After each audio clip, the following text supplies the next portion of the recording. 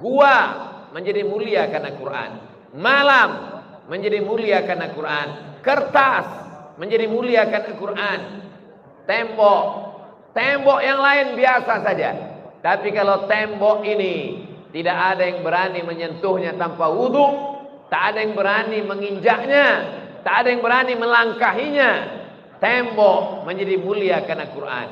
Maka kepala anak-anakku ini menjadi mulia isi kepalanya insyaallah sesuai dengan doa Allahumma arhamna bil.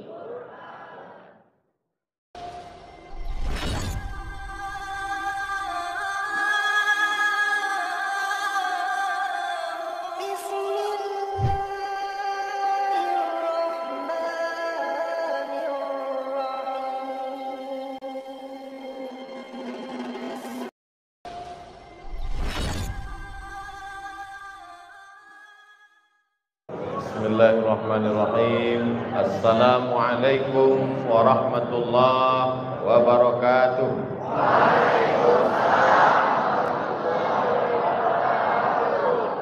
Apa kabar semua? Sehat? Alhamdulillahi rabbil alamin. Wassalatu wassalamu ala asyrafil khalqi ajma'in, Sayyidina wa maulana Muhammadin wa ala alihi wa sahbihi wa man tabi'ahu ila yaumiddin. Subhanaka la ilma lana illa ma 'allamtana innaka antal alimul hakim. Rabbi shrah li sadri wa yassir li amri wahlul 'uqdatam min lisani yafqahu qawli. Saat ini hadir bersama kita guru kita Al-Mukarram Ustadz Abdus Syukur. Ini sebetulnya sudah menyalahi kode etik. Sesama Abdul dilarang saling mendahului. Yang tausiah ini Abdul Somad. Saya tidak ingin anak-anak ini mengambil kesimpulan Ustadz Somad tidak sopan, tidak beradab, tidak berakhlak. Ustadz-ustadz, guru-guru, para abi duduk di bawah, di belakang, sementara dia duduk di depan. Bukan salah saya, ini salah panitia. Ini hanya sementara menyampaikan tausiah saja. Mudah-mudahan ini tidak mengurangi penghormatan kita kepada guru-guru kita insyaallah. Al-adab fauqal ilmi.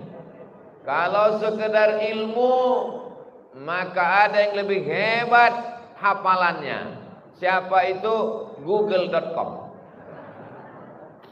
Kalau sekedar mengingat tausiah Somad, ada yang lebih kuat ingatannya. Siapa dia? Saya tidak mau sebut mereknya, nanti jadi iklan gratis. Ini handphone kamera yang ada di depan ini bisa merekam dan mengingat semua yang disampaikan Abdul Somad. Kalau sekedar amalnya banyak, bisa sampai selevel dengan malaikat, maka dialah yang lebih hebat. 1000 tahun beramal, naik langit pertama. 1000 tahun beramal, naik langit kedua. 1000 tahun beramal, naik lagi sampai akhirnya dia selevel sejajar dengan malaikat. Wa idh qulna lil malaikati isjudu li Adam fasajadu, semua malaikat bersujud illa, itu dia orangnya, iblis. Dia bukan malaikat, tapi dia selevel dengan malaikat. Lalu dia dari mana? Buka surat Al-Kahfi. Kana minal jinni fa fasaqa an amri rabbih. Dia berasal dari kalangan jin. Lalu kemudian Allah bertanya kepada dia, ma mana'aka alla tasjuda li Adam? Apa yang membuat kamu tidak mau bersujud kepada Adam? Idz amartuka, ketika aku perintahkan kepadamu. Dia menjawab, khalaqtani min nar, kau ciptakan aku dari api. Wa khalaqtahu min tin, kau ciptakan dia dari tanah. Ana khairum minhu. Itu dua dalil bahwa dia bukan malaikat. Yang pertama, Allah mengatakan kana minal jinni, Yang kedua, dia ngaku khalaqtani min nar, dia dari api. Sedangkan malaikat dari nur. Apa bedanya? Yang satu nar, yang satu nur. Nur cahaya, nar api. Setan, iblis, jin diciptakan dari api. Sedang malaikat dari nur. Manusia semua ini diciptakan dari tanah. Warnanya hitam, baunya busuk, letaknya rendah, diinjak tapak kaki. Tapi kenapa saat ini bisa dia naik ke atas? Ini karena kemuliaan Al-Qur'an. Abdul Somad bisa duduk di sini tidak hafal Quran. Beda dengan abi kalian yang pecinya warna biru, itu hafal Quran 30 juz. Kalau merah seperti ini juz 30. Mohon maaf yang pecinya merah, jangan tersinggung. Mudah-mudahan anak cucu kita, santri-santri ini semua menjadi para penghafal. Malam Senin, malam Selasa, malam Rabu, malam Kamis, malam Jumat, malam Sabtu. Tapi ada satu malam yang paling mulia. Satu malam itu kalau kita beramal 83 tahun. Kenapa malam itu menjadi mulia? Karena malam itu bersanding dengan Al-Quran. Inna anzalnahu fi lailatul qadar. Dalam ayat lain, inna anzalnahu fi lailatin mubarakah. Malam itu sebelumnya tidak ada apa-apanya, tapi malam itu berubah menjadi malam paling mulia karena kemuliaan Al-Qur'an. Ada kertas putih. Kertas putih bisa dibuat jadi pembuang ingus, bisa dibuat jadi pembuang daki, bisa membuat korek telinga. Tapi begitu dituliskan di kertas itu, ya ayyuhalladzina amanu taqullaha haqqa tuqatih wa la tamutunna illa wa antum muslimun. Setelah ditulisnya dengan kaligrafi yang indah, lalu dengan sengaja dia usapkan ke hidungnya, langsung ditangkap Bapak Babin Kamtipmas. Kenapa? Penistaan agama karena melecehkan Al-Qur'an. Kertas yang sebelumnya tidak ada apa-apanya bisa menjadi mulia karena Al-Qur'an. Gua, lobang tanah, lobang di atas gunung, lobang batu, tempat orang berlindung. Gua yang paling banyak di Jakarta. Siapa lu, siapa gua? Ada satu gua. Banyak sekali gua di Indonesia. Tapi kenapa gua itu yang dikunjungi orang? Bayar tiket 30 juta, hotel, makan, tinggalkan kerja. Sampai ke sana dia naik ke atas gua itu. Mengapa gua itu mulia? Karena di gua itu turun Iqra bismi rabbikal ladzi khalaqa khalaqal insana min 'alaqin iqra wa rabbukal akramul ladzi 'allama bil qalami 'allamal insana ma lam ya. Gua menjadi mulia karena Quran. Malam menjadi mulia karena Quran. Kertas menjadi mulia karena Quran. Tembok yang lain biasa saja. Tapi kalau tembok ini tidak ada yang berani menyentuhnya tanpa wudu, tak ada yang berani menginjaknya, tak ada yang berani melangkahinya. Tembok menjadi mulia karena Quran. Maka kepala anak-anakku ini menjadi mulia isi kepalanya insyaallah sesuai dengan doa Allahumma arhamna bil Quran. Tapi ngisi Quran ke kepala itu tidak sama dengan mengisi film ke dalam handphone. Kalau ngisi film dalam handphone cukup dengan download 10 menit masuk. Saya sudah download 1 jam kok nggak masuk Pak Ustadz, paketnya nggak ada. Perlu 3 tahun. Gak hafal 3 tahun, 6 tahun. Gak hafal 6 tahun, 10 tahun. Gak juga hafal, ganti kepala. Yassarnal Qur'ana lidzikri fahal min muddakir. Kami sudah mudahkan kepala ini untuk mengingat Al-Quran. Tapi kalau sudah tua macam saya ini, dibaca ujung lupa pangkal, dibaca pangkal hilang ujung, dibaca tengah hilang ujung pangkal. Maka mumpung anak-anakku masih muda sekalian, manfaatkanlah ini semua. Beberapa waktu yang lalu ada seorang ulama orang Mesir, tidak bisa tinggal di Mesir karena politik. Akhirnya beliau mendapat suaka politik dari pemerintah Qatar. Dia menjadi ketua ikatan ulama seluruh dunia. Namanya Al-Imam Al-Ustadz Ad-Doktor Profesor Syekh Yusuf Al-Qaradawi. Dia menulis buku. Nanti download bukunya dalam bentuk PDF. Judul bukunya At-Tatarruf Al-Ilmani fi Muwajahatil Islam Namuzaj Turkiya wa Tunis. Ulang Pak Ustaz. Tulis di Google At-Tatarruf Al-Ilmani fi Muwajahatil Islam Namuzaj Turkiya wa Tunis. Download PDF. Handphone saya nggak bisa tulis Arab, belum mu'alaf. Loba. Gratis, download. Tahmil artinya download. At-Tatarruf Al-Ilmani, gerakan radikal sekularisme fi muwajahatil Islam, dalam menghantam Islam. Gerakan menghanguskan Islam. Contoh yang dia tulis dalam buku itu 2 negara. Pertama Turkiya, yang kedua Tunisia.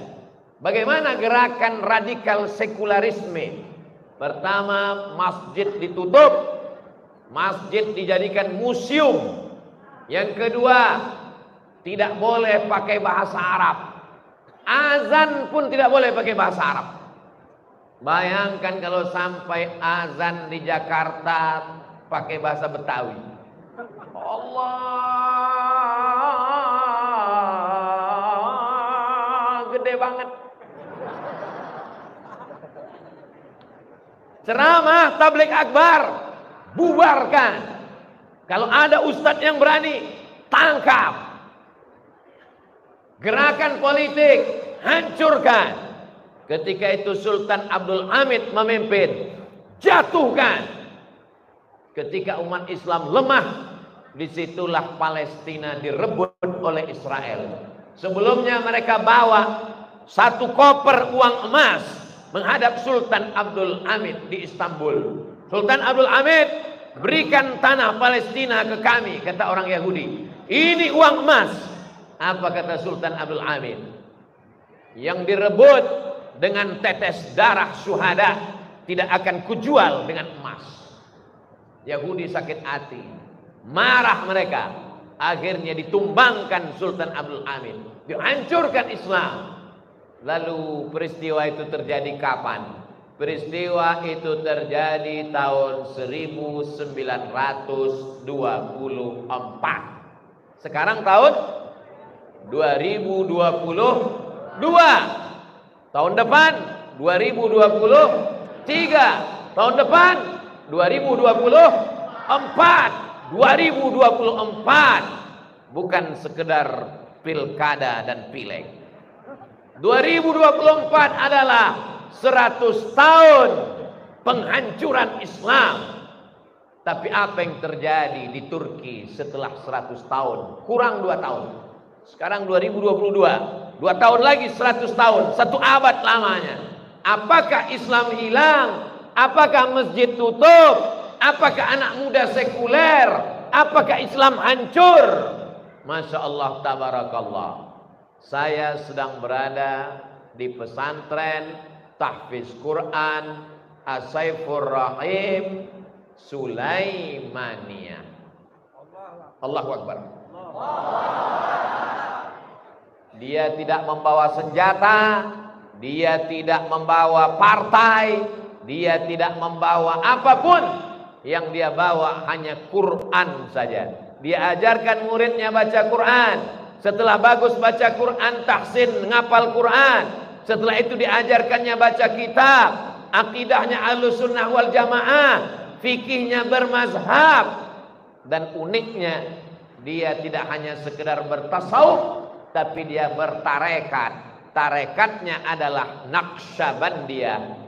Dari Imam Bahauddin Naqsyabandi, sanadnya sampai kepada Sayyidina Abu Bakar Siddiq, sampai kepada Sayyidina Maulana Muhammad sallallahu alaihi wasallam. Akhirnya setelah 100 tahun, apa yang terjadi? Di mana-mana pondok pesantren. Walaupun kota itu kota kecil, muslimnya minoritas. Yang berdiri adalah pesantren tahfiz Quran Sulaimaniyah. Dari Turki sampai ke kota kecil di Sumatera Utara. Orang Islam di sana minoritas. Nama kotanya Pematang Siantar. Ustaz kok tahu? Saya yang meletakkan batu pertamanya. Dari Turki begitu jauh sampai. Jadi hari ini saya sampai kemari, pahalanya mengalir kepada Syekh Sulaiman Hilmi Tunahan. Allahumma firlahu warhamhu wa'afihi wa'afwan. Beliau tidak perlu doa saya. Tak perlu beliau pada bacaan Al-Fatihah yang saya baca. Kenapa? Karena muridnya dari mulai seluruh kutub utara, kutub selatan. Hanya beberapa negara saja yang dia tidak bisa masuk. Di mana yang tak bisa masuk? Israel. Israel tentu tak bisa buat tahfiz Quran. Di mana lagi? Korea Utara. Selain daripada itu bisa semuanya. Ustaz Somad jangankan mau ke Korea Utara, Singapura aja nggak masuk. Allahu Akbar. Sebelum kalian sebut, bagus saya sebut duluan. Pelajaran. Seandainya ada gerakan ingin membungkam masjid, ingin menutup masjid, ingin menghapuskan bahasa Arab, ingin menghilangkan Islam, ingin menjatuhkan, maka satu-satunya jalan sudah ditunjukkan Allah. 100 tahun tetap bertahan, berpegang dengan Al-Qur'an. Contoh nyata, real. Saya pun dibawa berjalan-jalan melihat asrama pesantren tahfiz Quran As-Saifur Rahim Sulaimaniyah Jasinga Bogor. Masuk Bogor. Saya sangka kita sudah di Istanbul tadi. Ustaz Somad, ini kamarnya. Oh, ini kamar santrinya. Iya. Lemarinya mana? Kenapa cuma ada tempat tidur, nggak ada lemari? Lemari santri ada kamar khusus. Isinya loker lemari saja. Saya tidak komen, saya diam. Dalam hati saya beda sama saya dulu. Saya dulu di situ tidur, di situ kolor bergantungan. Tolong nanti sebelum diupload yang cerita ini dipotong. Oh, kenapa kamarnya bersih wangi? Karena pakaian yang bau berkeringat tidak disatukan dengan tempat tidur. Sehat. Jadi di sini anak-anak bukan cuma sekedar belajar idgham, ikhfa, gunnah, qalqalah, bila gunnah, tapi juga mereka belajar bagaimana cara tidur yang baik, tidak tidur dengan pakaian.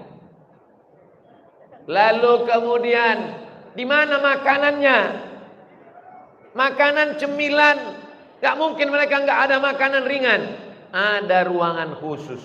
Satu orang ada satu box. Saya pun mau ngelihat apa isi boxnya. Masya Allah, ada kerupuk, ada keripik, ada minuman ringan. Saya pun langsung lama termenung. Apa yang Ustadz menungkan? Ingat lemari saya waktu di pondok dulu. Lemari saya di pondok 3. Yang bagian atas pakaian, yang tengah bumbu pecal sama ikan teri, yang bawah sepatu sama sendal di dalam menyatu jadi satu. Itulah mengapa orang tua tidak tertarik memasukkan anaknya ke pesantren. Bukan salah Qur'annya, bukan salah gurunya, bukan salah kiainya, bukan salah tahfiznya, bukan salah Qur'annya, bukan salah hadisnya, bukan salah fikihnya, tapi salah manajemennya. Sehingga Quran ditinggalkan mahjura, pesantren dianggap tidak menarik. Ustaz Somad, baru 3 hari yang lalu ada tamu datang ke rumah. Ustaz Somad, anak saya bawa main-main ke pesantren. Terus dia mau pipis. Begitu masuk ke toilet, dia bilang kita pulang. Dia tahan pipisnya pulang ke rumah dan gak mau masuk pesantren. Saya begitu melihat toilet WC pesantren As-Saifur Rahim Sulaimaniyah, Masya Allah, tabarakallah. Dipisahkan mana tempat mandi, mana tempat wudhu, mana tempat BAB, buang air besar, buang air kecil. Jadi santri tidak hanya sekedar bercerita, at-tahuru syatrul iman, kebersihan kesucian setengah iman, tapi contoh realnya tidak kelihatan. Tidak boleh berwudu di tempat buang air besar, tidak boleh mengucap bismillah di WC, sementara mau berwudu niatnya dalam bismillah. Di mana letak niat wudu? Waktu mengucap bismillah. Gimana mau mengucap bismillah ada WC di samping? Bingung anak-anak belajar fikih. Katanya mau mengucapkan niat ketika bismillah. Mengucapkan bismillah nggak boleh karena ada toilet, ada WC di dalam. Mestinya dipisah. Ini WC, ini tempat mandi, ini tempat wudhu. Saya menemukan itu ada di pesantren tahfiz Quran As-Saifur Rahim Sulaimaniyah. Allahu Akbar. Dari mulai cara berpakaian, berpakaiannya Masya Allah tabarakallah, tetap menutup kepala karena sunnah, tetap memakai jubah. Tadi kami sholat, Ustaz Somad kok enggak sholat isya? Saya sudah jamak takdim. Makanya nanti selesai tausiah ini, semua jamaah sholat. Ketika kalian sedang sholat, disitulah saya pulang, karena itu waktu yang paling tepat. Jangan muncul isu Ustaz Somad sudah nggak sholat. Jangan ada dusta di antara kita. Di sini anak-anak belajar dari mulai toilet sampai tempat tidur. Ini tempat tidur kok nggak ada bantal gulingnya? Bantalnya ada, gulingnya nggak ada. Supaya santri tidak berimajinasi dengan guling. Sampai ke sana, sampai ke sana. Masya Allah tabarakallah. Saat makan, Ustaz Somad ini kambing, Ustaz Somad ini ayam. Kambing dan ayam ini dipotong oleh Abi. Yang motong Abi. Dalam hati saya, tadi siang saya makan ayam, yang motong siapa? Beberapa tahun yang lalu saya diundang tausiah. Sampai di pinggir jalan kami pun mampir ke rumah makan. Saya ambil daging kambing, saya ambil dendeng, saya ambil goreng ayam. Setelah selesai saya tanya bapak yang ngundang, "Bapak vegetarian ya? Gak makan daging, gak makan ayam, gak makan kambing?" Si bapak ngomong, "Mohon maaf Ustaz Somad, saya nggak tahu yang motong siapa. Saya sudah habis saya makan." Sadarkah kita siapa yang memotong ayam kita? Jangan-jangan ayam itu bukan mati disembelih, tapi karena mati tertimpa. Tahukah kita siapa yang motong sapi kita? Apakah dengan nama Allah, atau dia motongnya sambil ngobrol di handphone? Di telinganya handphone, mulutnya sambil ngerokok. Iya betul. Atib mat'amak takun mustajabad da'wah. Jaga makananmu, maka doamu akan dikabulkan Allah Subhanahu wa taala. Di sini ayamnya, kambingnya, lembunya, jelas siapa yang memotong. Sampai ke sana mereka menjaga anak-anak kita. Masya Allah tabarakallah. Saya tidak ingin menaikkan satu menjatuhkan yang satu. Saya ingin bercerita. Wa amma bi ni'mati rabbika fahadits. Ceritakan nikmat-nikmat itu. Kita ingin mengambil inspirasi yang baik-baik.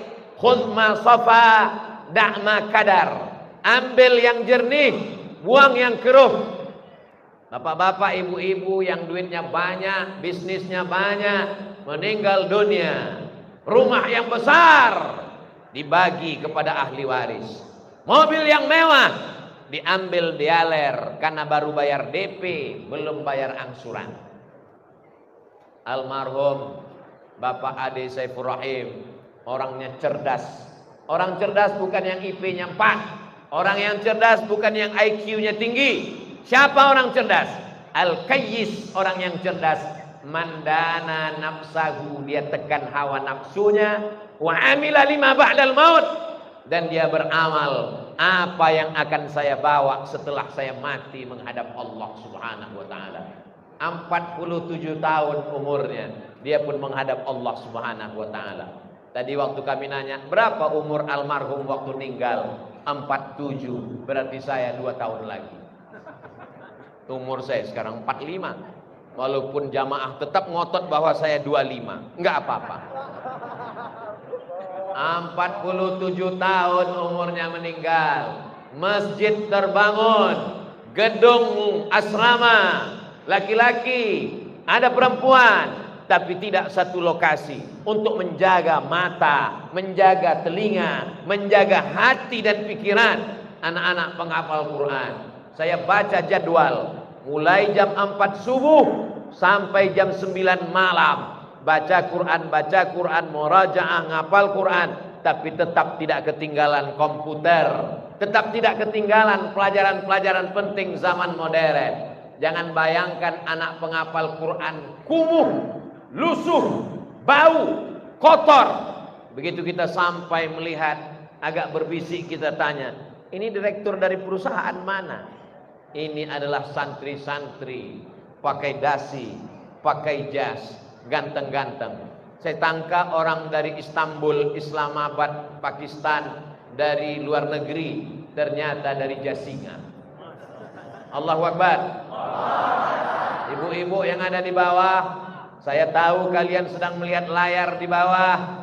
Kalau kalian mau cari menantu, datanglah kemari penghafal Quran. Booking dari sekarang, sebelum disambar elang. Bapak Ibu yang dimuliakan Allah Subhanahu wa taala. Pagi, petang, siang dan malam mereka membaca Quran. Penghafal Quran tamat, berangkat ke Turki. Saya tanya, biaya makannya gimana? Minumnya di Turki gimana? Ustaz Somad, mereka di Turki beasiswa 100% full.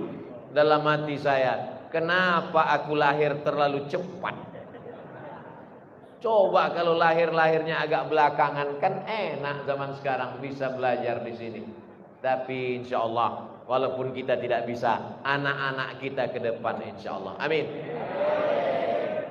Jangan khawatir, yang namanya gerakan sekularisme, liberalisme, komunisme, ateisme, ada namanya orang tidak percaya sama Tuhan sama sekali. Itu namanya ateis. Tapi ada orang yang percaya sama Tuhan, tapi tidak percaya sama agama. Bagi dia semua agama benar. Tuhan itu hanya dipanggil dengan nama-nama yang berbeda. Sinkretisme, menyatukan agama. Maka dia ikut semua perayaan. Semua benar. Dalam Islam kita diajarkan inna dina indallahil. Banyak orang tua yang cemas. Saya takut anak saya murtad. Saya takut anak saya kafir. Saya takut anak saya sekuler. Saya takut anak saya sinkretis. 100 tahun jawabannya sudah diberikan oleh Syekh Sulaiman. Berpegang saja anakmu dengan Quran. Kami buktinya sampai hari ini tegak agama Allah Subhanahu wa taala. Bahkan tidak hanya sekedar mereka di Istanbul, sampai ke Jasinga, sampai ke Sumatera Utara, sampai ke Papua, sampai ke Korea Selatan, sampai ke Eropa. Allahu Akbar. Siapa yang tidak bisa melakukan sesuatu yang baru, maka tinggal ikut saja ijtihad Syekh Sulaiman. Insya Allah dia selamat.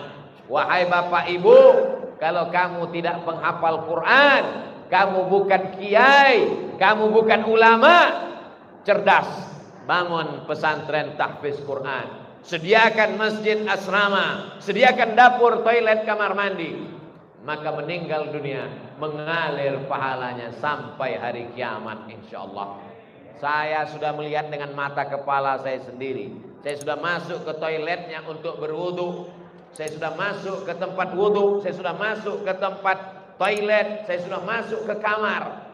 Maka silakan datang ke Jasinga, datang ke pesantren tahfiz Quran As-Saifur Rahim Sulaimaniyah Jasinga, kalau diizinkan masuk. Kalau nggak diizinkan jangan maksa. Saudara yang dimuliakan Allah Subhanahu wa taala, panjang umur, sehat badan. Walaupun saya tausiahnya di sini, tapi insya Allah video ini ditonton oleh saudaraku dimanapun berada. Walaupun kau kerja di luar negeri, untuk apa guna uang banyak kalau di kampung orang tak bisa baca Quran? Pulang, bangun masjid, bangun asrama, jalin kerjasama, masukkan anak-anak penghafal Quran, mati menghadap Allah, liang lahatmu sejauh mata memandang, pahala pagi dan petang mengalir tidak putus sampai kapan? Madamatis samawati wal ard, sampai hari kiamat insyaallah. Adapun tadi kita bacakan Al-Fatihah 1 kali, Qul huwallahu 3 kali, itu sebagai tambahan dan menjadi inspirasi buat kita semua. Mudah-mudahan yang hadir, yang melihat, yang mendengar masuk ke hatinya, segera berubah menjadi amal soleh, bukan soman. Allahumma arhamna bil Quran waj'alhu lana imamau wa nurau wa hudaw wa rahmah. Allahumma dzakirna minhu ma nasina wa 'allimna minhu ma jahilna warzuqna tilawatahu ana al-laili wa atrafan nahar waj'alhu lana hujjatan ya Rabbal Alamin. Kalau ada orang yang berpikir pesantren tahfiz Quran sudah banyak, guru-guru ngapal Quran sudah banyak, santri ngapal Quran sudah banyak, dia tidak tahu berapa orang Indonesia yang tak bisa baca Quran. Sekarang kita cek berapa orang Indonesia yang nggak bisa baca Quran. Mudah-mudahan masih ada paket.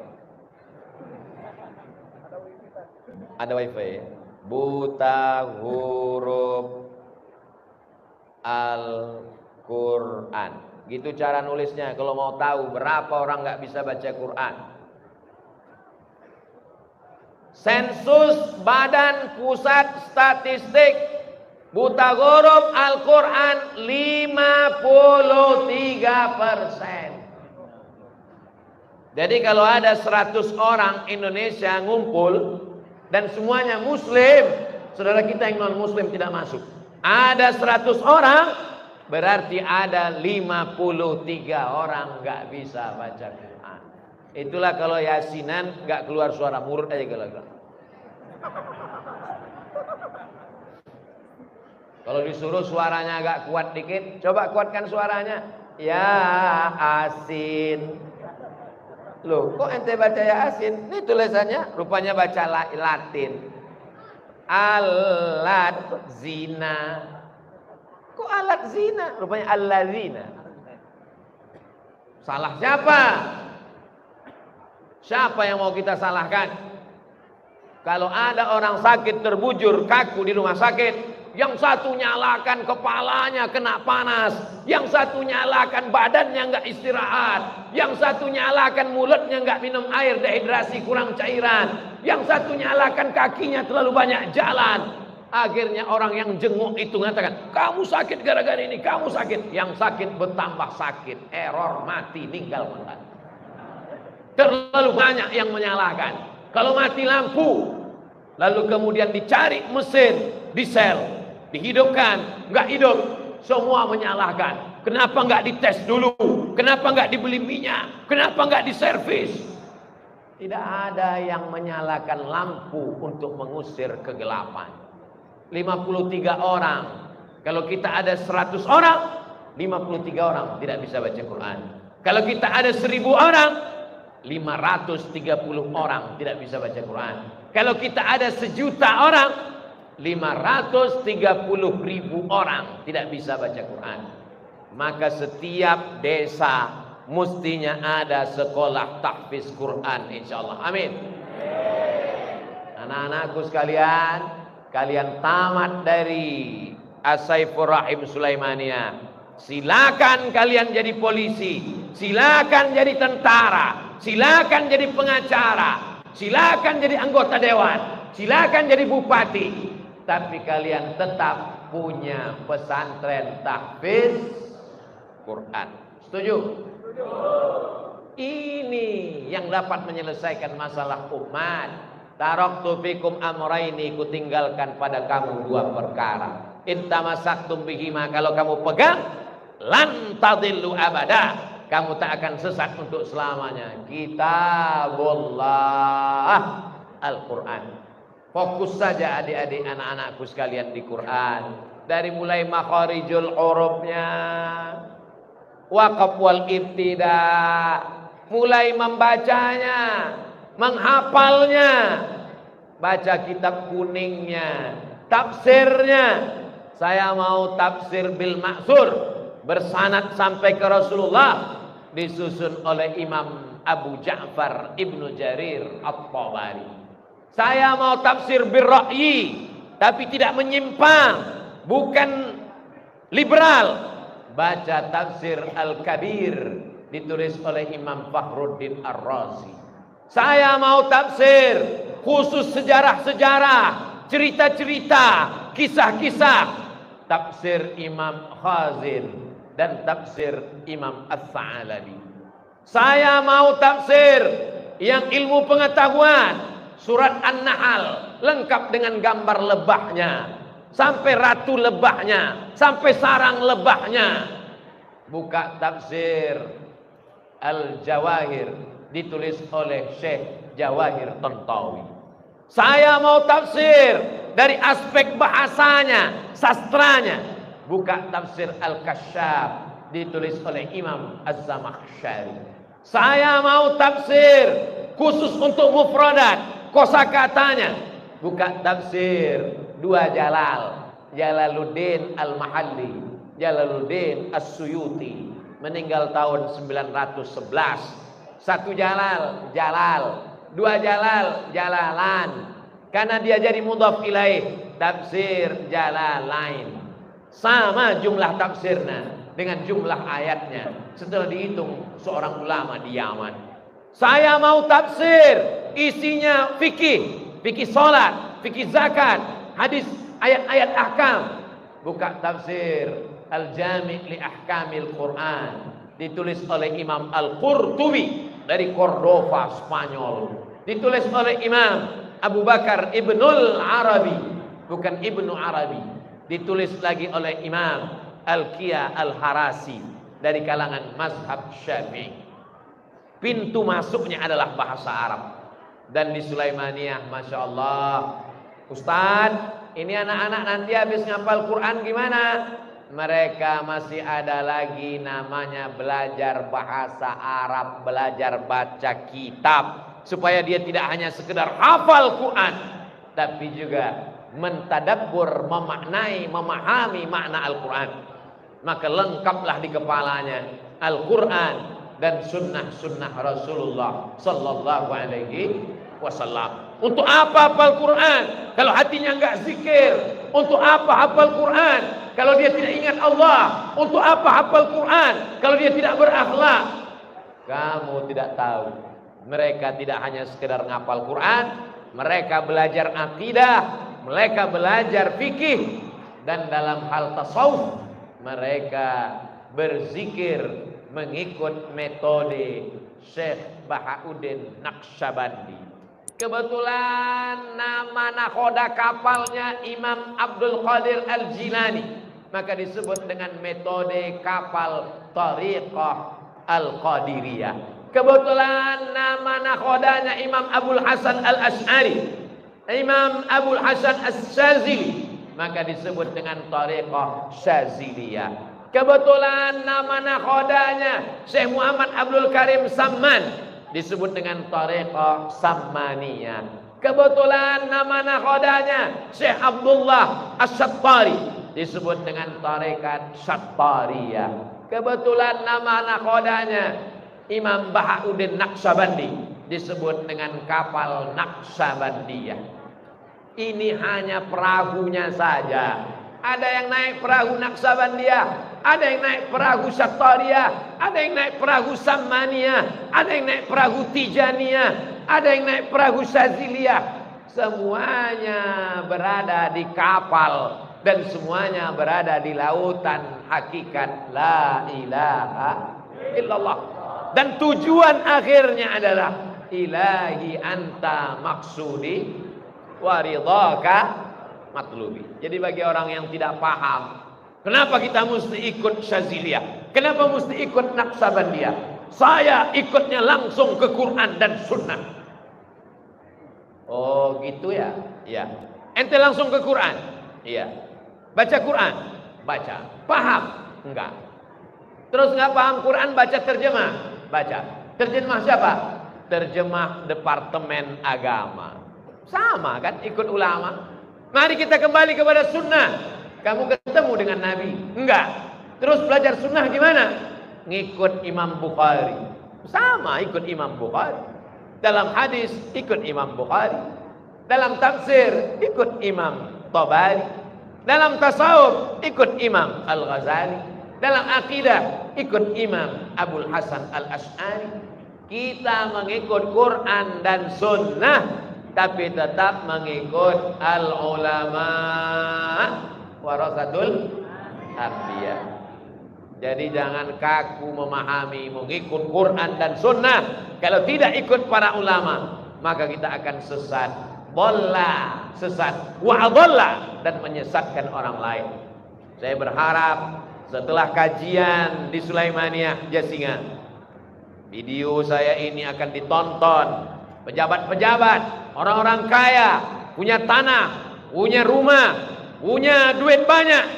Jangan tinggal tapi tidak mengalirkan apa-apa, tapi tinggalkanlah warisan seperti yang sedang dilihat, mengalir pahalanya insyaallah. Dan kita yang ada di masjid ini insyaallah mendapatkan juga limpahannya sedikit banyak, walaupun tak sebanyak almarhum Bapak Ade Saifur Rahim, walaupun tidak sebanyak Syekh Sulaiman, tapi sedikit banyak. Ma la yudraku kulluh, la yudraku kulluh. Siapa yang tidak bisa dapat 100%, jangan tinggalkan semuanya. Saya ini Pak Ustadz preman, saya ini dulu nggak ngaji, saya nggak bisa baca Quran, saya balas sakit hati saya. Anak saya mesti penghafal Quran. Bagus, begitu cara balas dendamnya. Sekarang banyak orang, saya ini bodoh Pak Ustadz, anak saya mesti lebih bodoh dari saya. Jangan. Setiap anak ini nanti akan diminta tanggung jawab di hadapan Allah. La tus'alunna yauma idzin 'anin na'im. Anak nikmat yang luar biasa. Rabbi habli minas shalihin. Tapi setelah dapat, sudahkah kau ajarkan anakmu ngaji? Sudah kau ajarkan dia membaca Quran? Sudahkah kau ajarkan dia berzikir? Akidah kita nggak bisa baca kitab, solawat kita nggak pandai. Maka kalau kita sadar kita tidak punya apa-apa, kita serahkan anak kita ke pesantren. Selamat dunia, selamat akhirat. fid dunya hasanah wa fil akhirati. Allahumma salli ala sayyidina Muhammadin tibbil qulubi wa dawaiha wa afiyatil abdani wa shifaiha wa nuril absari wa dhiyaiha wa ala alihi wa sahbihi wa sallim. Di antara yang memberikan kesembuhan adalah sholawat. Tapi Allah berkata dalam Al-Quran, wa nunazzilu minal qur'ani ma huwa. Air ketika dibacakan ayat-ayat Al-Quran maka berubah. Dilihat pakai mikroskop, muncul molekul-molekul cahaya seperti bunga kristal. Mana Pak Ustaz? Mana? Lagi-lagi kita kembali ke google.com. Tulis di situ miracle of water. Tulisannya Pak Ustaz, miracle of water. Miracle of water, keajaiban air. Setelah ditulis, pilih image, gambar, muncul molekul cahaya. Yang menemukan bukan orang Islam, namanya Masaru Emoto. Setelah dipakai, dukun-dukun juga diundang sama dia. Disuruh baca mantra, dibacakan mantra-mantra, tiba-tiba molekulnya hitam. Black magic. Tapi begitu dibacakan ayat-ayat Quran, maka molekul-molekul kristal cahaya. Pak Ustadz, kami di sini nggak pernah bacakan ayat Quran ke air. Di dalam tubuh anak-anak ini ada air. Di dalam tubuh kita ini minyak apa oli? Air. Ambil pisau silet, sobek kulitmu. Kalau keluar darah, darah itu adalah air.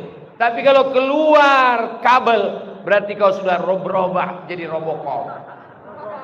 Selama masih keluar darah, berarti di dalam tubuhmu ada air. Dan setiap hari kau membacakan Al-Quran, maka seluruh air dalam tubuhmu berubah menjadi molekul cahaya. Air itu masuk ke dalam jantung. Jantung menyemburkan air itu naik ke otak. Dari otak turun ke mata. Dari otak turun ke telinga. Dari otak turun ke hidung. Dari otak turun ke lisan. Lisanmu baik, hidungmu baik, matamu baik, telingamu baik. Setelah pulang ke rumah, bapakmu heran, ibumu heran. Dulu anak kita bangunnya jam 8 Pak. Sekarang bangun, kita yang bangun jam 8. Mereka baik. Kenapa? Karena di sini darahnya dibacakan Al-Quran, memunculkan molekul-molekul cahaya kristal. Jadi kalau mau baik negara ini, orangnya mesti baik. Kalau orangnya mau baik, dibacakan Al-Quran. Gimana mau baik? Baca Qurannya cuma seminggu sekali. Itu pun Yasin kecepatan 120 km per detik. Turjaun. Saudara yang dimuliakan Allah Subhanahu wa taala. Ketika Ustaz Abdul Somad tabligh akbar di tengah lapang, mari baca Quran, mari ngapal Quran. Selesai tabligh akbar, orang tua yang mau memasukkan anaknya bingung, mau masuk ke mana? Ada orang yang punya anak khawatir anaknya kena narkoba, kena LGBT, sakau, aliran sesat. Ada orang kaya yang bingung hartanya mau dibuang kemana. Dipertemukan dalam pengajian. Yang kaya bangun masjid, bangun sekolah tahfiz Quran, sehingga anaknya selamat. Yang kaya mendapatkan berkah rezekinya, yang punya anak mendapatkan anak yang soleh. Amal jariah mengalir sampai akhirnya kita menghadap Allah Subhanahu. Allahumma salli ala sayyidina Muhammad wa asghiri zalimin bizalimin wa akhrijna min bainihim salimin wa ala alihi wa sahbihi ajma'in. Sallallahu rabbuna ala nuril mubin Ahmad al-Mustafa sayyidil mursalin wa ala alihi wa sahbihi ajma'in wa ala alihi wa sahbihi ajma'in. Ashghiliz zalimin bizzalim. Urus Qur'anmu, urus anakmu, urus makanmu, urus masjidmu, hidupmu, biar Allah yang ngurus. Betul? Bingung orang, bagaimana ini Ustaz? Aniaya, terzalimi. Kalau Allah mau menolong, innama amruhu idza arada syai'an ayaqula lahu kun. Pernahkah terlintas di pikiran manusia? Tidak. Allah sibukkan orang yang zalim dengan orang yang zalim. Asghiliz zalimin bizzalimin. Itu doanya para ulama, para habaib, para penghafal Quran. Tak terlintas di hati manusia. Tidak punya kekuasaan, tidak punya daya upaya. Tapi kalau Allah sudah berkuasa, urus kitab Allah, muliakan. Ini anak-anak baca Quran, diletakkan Quran di lantai, lebih tinggi lutut dia lagi daripada Quran. Tapi di pesantren tahfiz Quran As-Saifur Rahim Sulaimaniyah, mejanya tinggi sekali. Kenapa mejanya tinggi sekali? Begitu kami diajarkan adab memuliakan Al-Quran, Ustaz Somad. Quran tidak boleh di bawah lutut, naik ke atas. Sebelum baca Quran, setelah baca Quran dicium, dimuliakan. Kenapa tidak ada kaligrafi di dinding ruang tamu, di kamar? Biasa kita bertamu ke rumah orang, ada kaligrafi di kamar. Boleh jadi kita tidak pakai pakaian, ada ayat Al-Quran. Kita sudah melecehkan Quran, Ustaz Somad. Sampai ke sana pemikiran di Sulaimaniyah. Bayangan kita menempelkan kaligrafi di dinding kamar adalah penghormatan, memuliakan. Tapi ternyata kalau kita tidak menghormati, kita sudah menjatuhkan, meremehkan, tidak beradab kepada Al-Quran. Anak-anak di sini diajarkan adab-adab Al-Quran. Dengan itulah pertolongan Allah akan turun insyaallah. Amin ya rabbal. Tadi saya mulai jam 7, sekarang pas jam 8, sesuai dengan tertulis di botol 600 ml. Di mana-mana kalau saya tausiah, tidak boleh ada botol mejeng di atas meja. Gak boleh iklan gratis. Kalaupun ada botol, mereknya mesti dicopot. Tapi kenapa di sini ada botol? Rupanya ini air minum produk pesantren, kembali ke pesantren. Allahu Akbar. Anak-anaknya bukan sekedar diajarkan baca Quran, tapi juga mapan secara ekonomi. Sekarang kita ngaji, baca Quran, bersolawat, tapi ternyata air minumnya milik orang lain.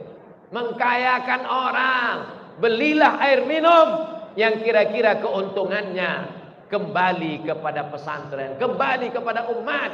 Berilah air minum yang kira-kira airnya berhasil, akan dibayarkan zakatnya, akan bermanfaat kepada fakir miskin dan du'afa. Hasilnya membangun masjid, bukan memperkaya orang yang sudah kaya. Setuju? Awas kalau nggak beli. Saudara yang dimuliakan Allah Subhanahu wa taala, itulah yang dapat saya sampaikan dalam 1 jam ini. Ingat, belum sholat Isya, sudah azan, nanti sholat Isya berjamaah. Terima kasih segala perhatian. Mohon maaf segala kesilapan dan kehilafan. Aqulu qawli hadza astaghfirullah li wa lakum. Wassalamualaikum warahmatullahi wabarakatuh.